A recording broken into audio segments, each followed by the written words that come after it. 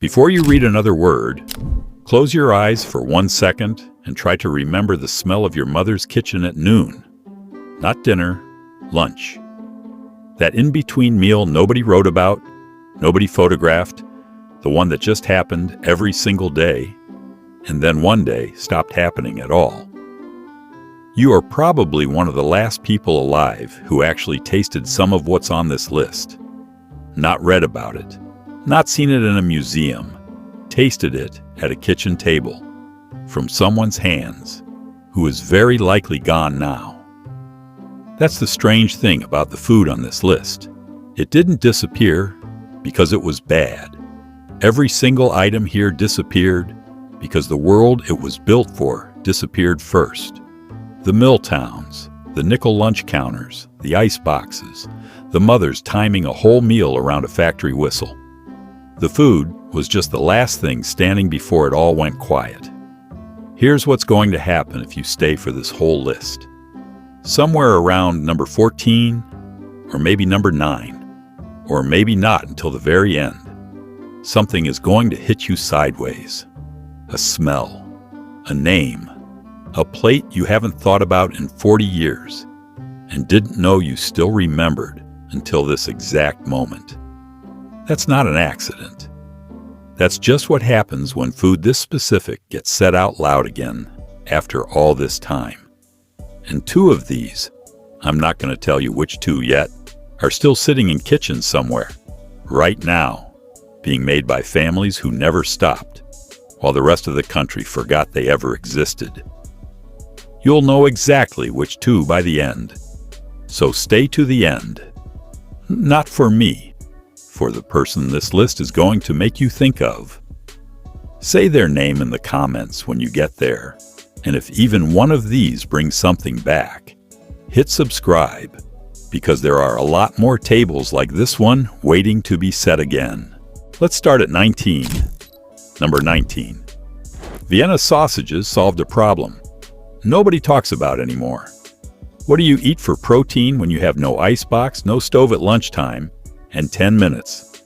These small canned pork and beef sausages, packed in broth, needed nothing. No reheating, no plate, sometimes not even a fork. A man could crack the tin with a pocket knife on a loading dock and eat standing up, the broth running down his wrist before he thought to wipe it.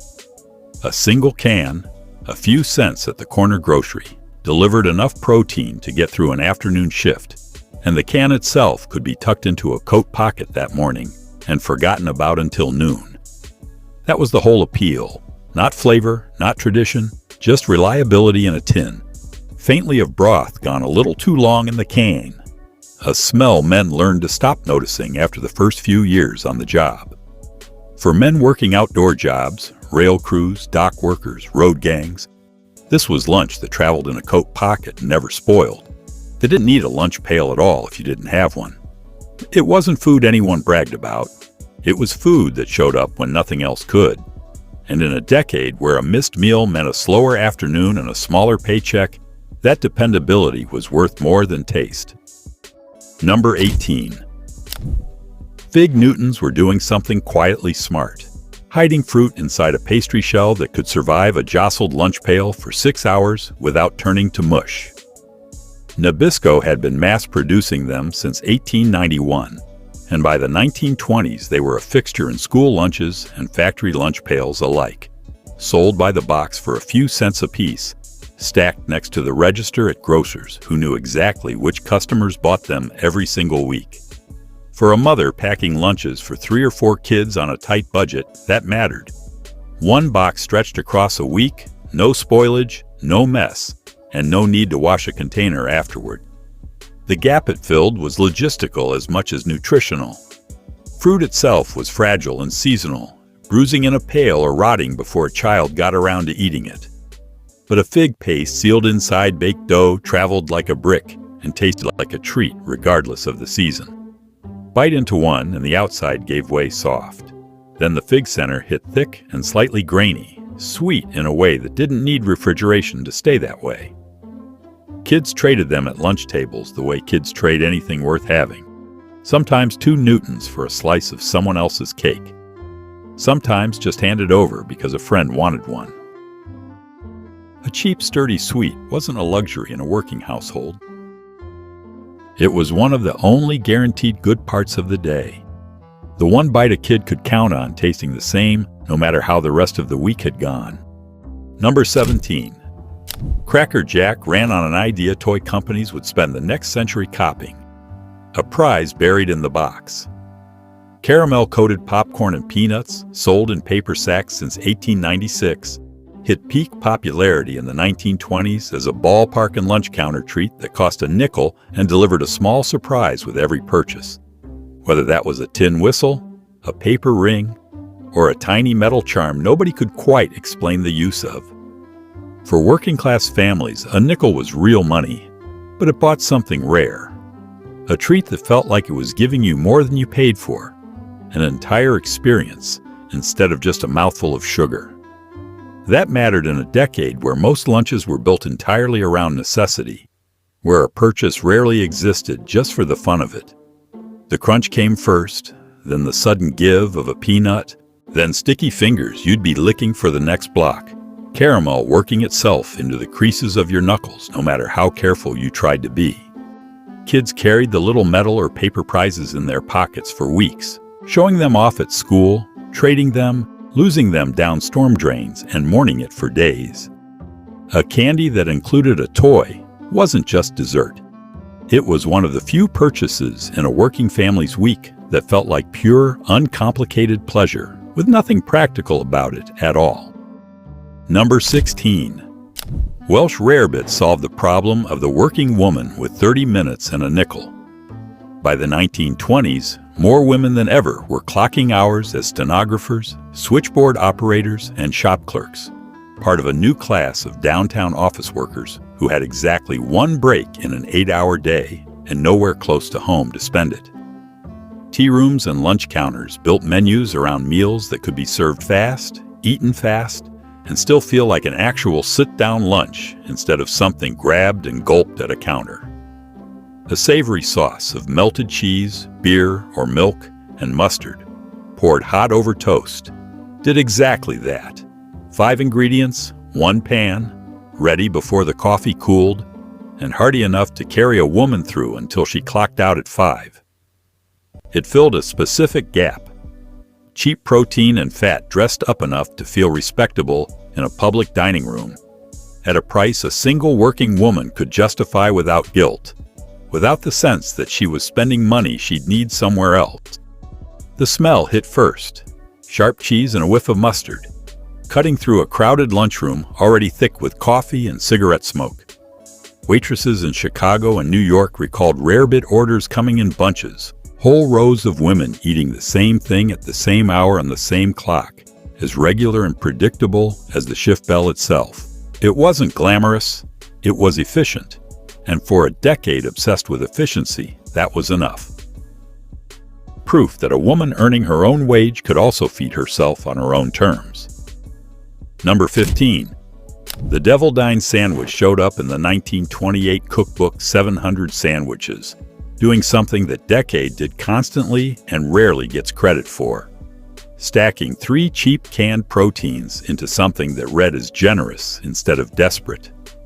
Canned sardines, deviled ham, and chopped hard-boiled egg, bound with olive and mayonnaise, went between buttered white bread with a leaf of lettuce.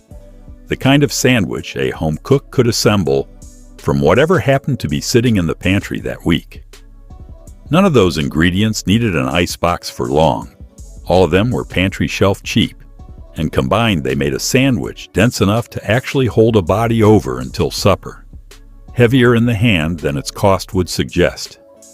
That was the gap it filled, stretching a few nickels worth of canned goods into something that felt like a real meal rather than scraps pushed together between 2 pieces of bread out of obligation. Sliced open, the layers showed pink ham against pale egg against the dark, oily fish. A sandwich that looked richer than its ingredient cost, almost architectural in the way the colors stacked. Home cooks working from recipe pamphlets like this one weren't chasing elegance. They were chasing volume out of a short grocery list, And this sandwich delivered both proof that resourcefulness could be dressed up to look like abundance if you sliced it right. Number 14. Pimento cheese solved a Southern kitchen's oldest problem: keeping something spreadable and flavorful edible in a climate where refrigeration was still a luxury for plenty of households well into the 1920s.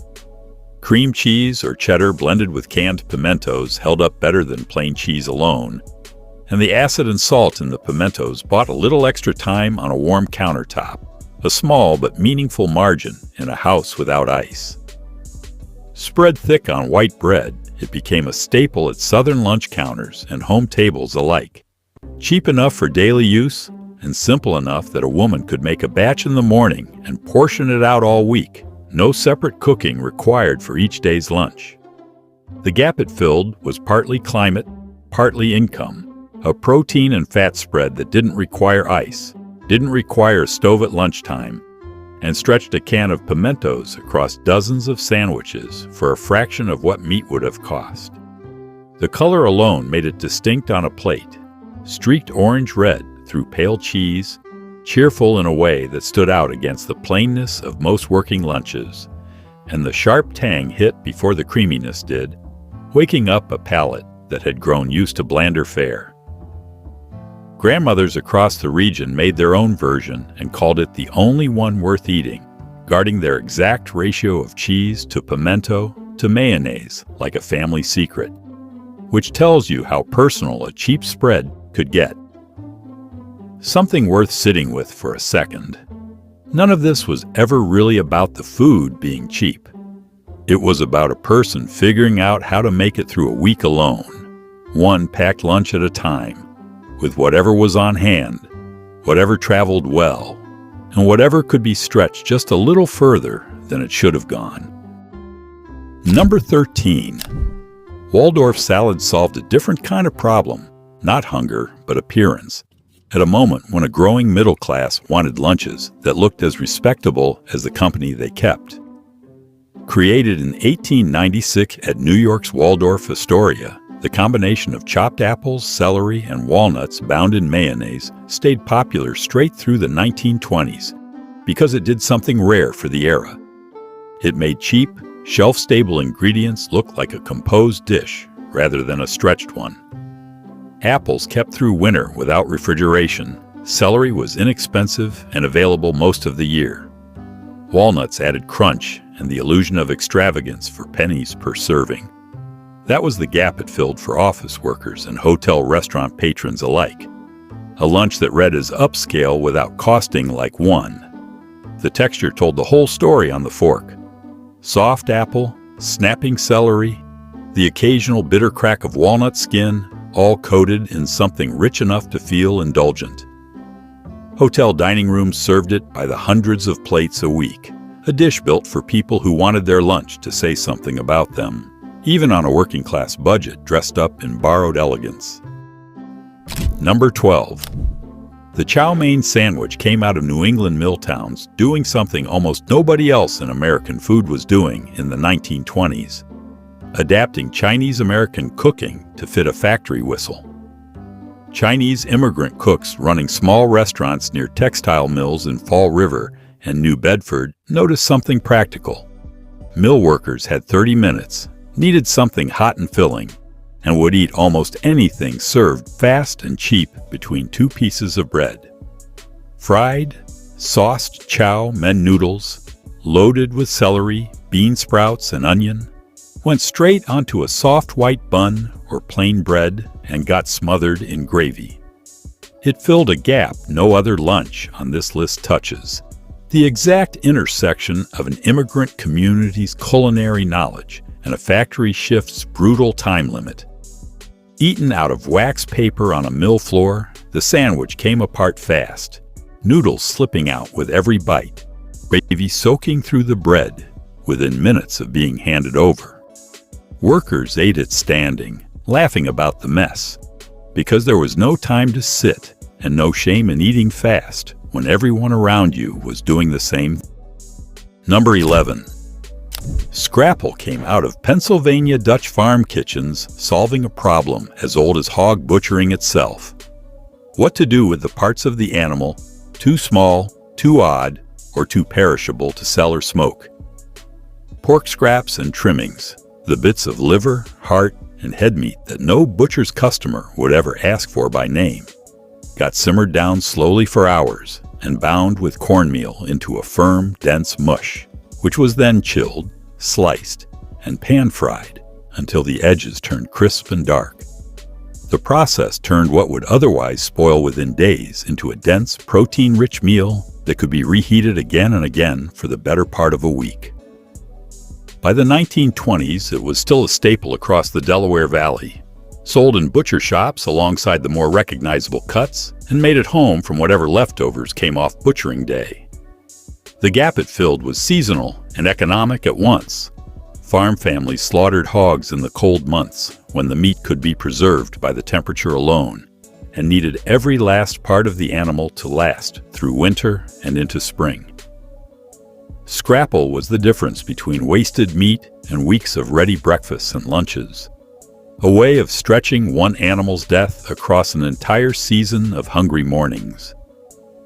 The smell when it hit a hot pan was unmistakable, a mix of rendering pork fat and browning cornmeal that filled a farmhouse kitchen long before the plates were even set on the table. Families passed down their own ratio of scraps to cornmeal like a small inheritance, guarded and rarely written down, each one certain theirs was the right one. Because in a household that wasted nothing, getting the recipe right wasn't a matter of taste alone. It mattered to the family's survival. Number 10. Codfish cakes solved winter for entire New England fishing communities, standing in for fresh fish during the long stretch of the year when the boats simply weren't going out. Salt cod, preserved through drying and heavy salting long before refrigeration existed as an option, could be rehydrated months after it was caught, its texture and flavor restored almost entirely by a long soak in fresh water. Mixed with mashed potato, formed into rough cakes, and fried in hot fat until golden, it turned a preserved staple into a hot, satisfying lunch that tasted almost fresh off the boat. That was the gap it filled, bridging the months between fishing seasons when fresh catch wasn't coming in, but a family still needed reliable protein on the table every single day.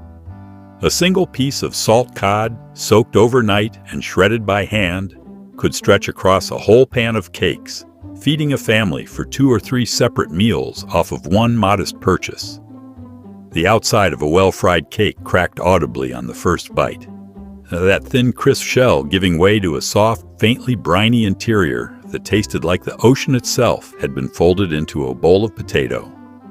Fishing families up and down the coast in Massachusetts and Maine treated this as ordinary Tuesday food, nothing worth remarking on, not a delicacy at all, which is exactly why it quietly disappeared once refrigerated transport made fresh fish available year-round and salt cod stopped being a winter necessity. Number 9. Chipped beef on toast solved the problem of protein that had to survive without refrigeration for weeks at a time, in an era when many households didn't own an icebox and the ones that did couldn't always count on the ice truck showing up on schedule. Beef, dried and sliced paper thin, kept almost indefinitely in a jar or tin, and a few slices simmered into a simple cream sauce and poured over toast turned a shelf-stable pantry item into a hot lunch in under 10 minutes. No planning ahead required. That speed and shelf life made it a favorite in military mess halls and working households alike through the 1920s. A meal that required no trip to the butcher and no icebox space. The gap it filled was pure logistics. Protein you could keep on a shelf through a whole winter, ready the moment you needed it. The beef itself had a faint, almost leathery chew before the cream sauce softened it, salty enough that a small portion satisfied. Soldiers who'd eaten it in service carried the habit home, requesting it from wives and mothers who'd never served a day, but learned the recipe anyway, and mothers feeding growing families leaned on it during weeks when meat money ran short. It wasn't fancy. It never tried to be. It was food you could count on when nothing else in the pantry was certain. The one thing on the shelf that didn't depend on the ice truck or the week's grocery money holding out. Number 8. Corned beef hash solved the oldest problem in any working kitchen. What to do with yesterday's leftovers before they went to waste, and the money spent on that meat went with them. Chopped corned beef and potatoes, pan-fried together until the edges caught and crisped, turned Sunday's boiled dinner into Monday's lunch without spending another cent. By the 1920s, it had become a diner staple in its own right. No longer just a leftover, but a dish restaurants made fresh from scratch, because customers wanted that same crisped, salty comfort, even when there'd been no Sunday dinner in their own kitchen to stretch into it. The gap it filled was both economic and practical, a way to get 2 meals, sometimes 3, out of one piece of meat, at a moment when meat itself was the single most expensive item on a working family's grocery list.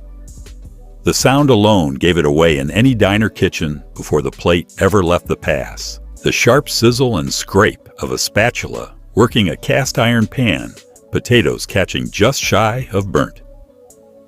Diner cooks took real pride in getting that crust right, judging it by ear and by smell as much as by sight. Because a good hash announced itself before it even reached the table, and a bad one told a regular everything they needed to know about a kitchen's standards. Number 7. Oyster stew solved a problem that sounds strange today, almost backward. Oysters were cheap, cheaper than the meat most people think of as the era's default protein.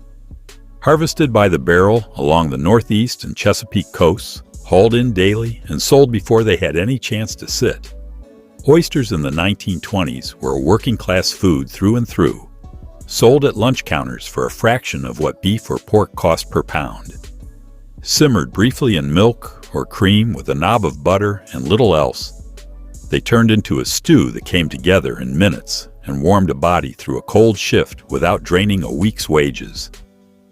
That was the gap it filled at Northeast and Midwest lunch counters. A hot, filling, genuinely enjoyable meal built on a seafood that most people today would consider a splurge, but that a factory worker in 1923 could order without a second thought or a glance at the price.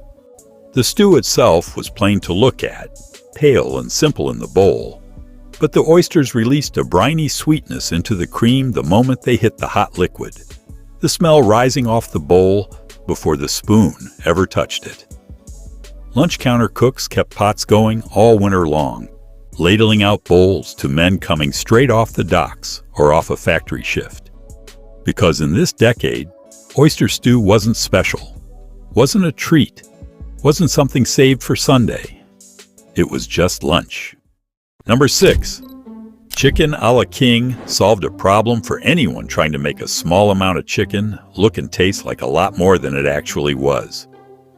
Diced chicken, often left over from a Sunday roast picked down to almost nothing, got folded into a rich cream sauce with mushrooms and pimento and served over toast or rice, turning a few ounces of meat into a dish that filled a plate and satisfied a working appetite without anyone counting the pieces. Documented in cookbooks from the early 1900s and a fixture on 1920s lunch and dinner menus alike, it filled a gap that mattered to nearly every household on a budget. How to make protein go further without anyone at the table feeling shorted. The sauce itself was the trick, the whole engineering of the dish. Thick enough to coat, rich enough to disguise how little meat was actually in each portion, dotted with bright red pimento that made the whole plate look festive rather than frugal. Restaurants served it as a special, priced for the diner who wanted something that felt like an occasion. Home cooks served it as a way to use every scrap of Sunday's bird. Either way, the dish carried the same quiet logic underneath. Stretch what you have until it looks and feels like more than it actually is. Number 5. Automat macaroni and cheese solved a problem that had nothing to do with the recipe itself and everything to do with the room it was served in, the whole mechanism of how a plate got from kitchen to hand. Horn and Hardart's coin-operated automats, open in Philadelphia since 1902 and in New York since 1912, let a lunch hour worker drop a few nickels into a slot, open a little glass-fronted door, and walk away with a hot plate in under a minute. No waiter to flag down, no tipping to calculate, no waiting on anyone else's schedule but your own. For a city worker with a 30-minute lunch break and a line of impatient strangers forming behind them, that mattered every bit as much as what was actually on the plate. The macaroni and cheese behind the glass stayed baked to order, golden and bubbling at the edges. Kept fresh through a steady rotation, the Automat staff managed entirely out of sight, refilling the little doors before a customer ever noticed one had gone empty. It filled a gap unique to urban lunch culture. Speed and dignity delivered in the same transaction. A hot, real meal you could get without waiting on anyone's permission or explaining yourself to a single soul. Its popularity carried hardest into the following decade. But even in the 1920s, the Automat was already reshaping how an entire city ate lunch, one glass door at a time. It disappeared eventually, not because the food failed or the idea stopped working, but because the entire mechanical system behind that wall of little glass doors became too expensive and too complicated to keep running. That's the moment this whole list stops being about money and starts being about something closer to refusal. Refusing to go without.